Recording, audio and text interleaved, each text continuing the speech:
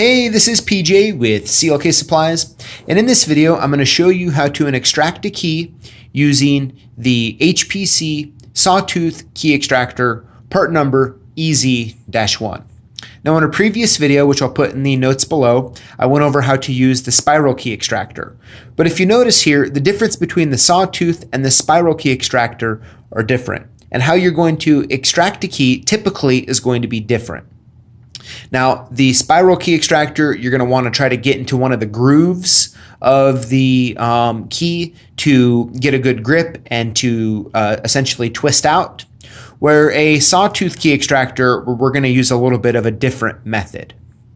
Now, as what I got here is a old T-handle that has a broken key off in it, as you can see right here, right? And if I just were to put this next to it so you can see, to be able to get an extractor like this into one of the grooves isn't really going to work. It's not going to get in there, and if we could get it in there, we're probably going to be pushing the key farther into the lock, causing bigger problems for ourselves.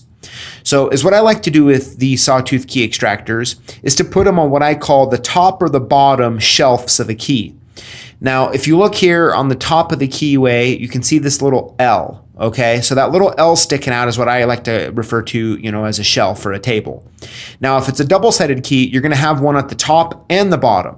Now, because this is where the wafers or the pins are, you're gonna have more than enough room to slide this extractor in at the top or the bottom, depending if it's a single or double-sided key. Well, let me show you how it works here. So what I'm gonna do is I'm gonna get it started in just like this. You have to be very careful to not force it in, okay? So I got it in there just a little bit now. And what I'm gonna do is I'm gonna rock it back and forth very gently while pushing, because I really don't wanna push that key farther in, okay? So I'm gonna get it in like that. As you can see, I got about half of it in the key or in the keyway.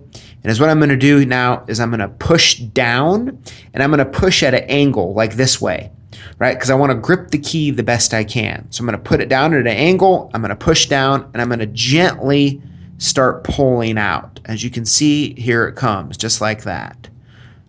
Just like that. Yep, there we go. And there's the broken key out of there. So that's how you extract a key using the HPC EZ-1 Sawtooth Key Extractor. Thanks for watching. We'll see you next time.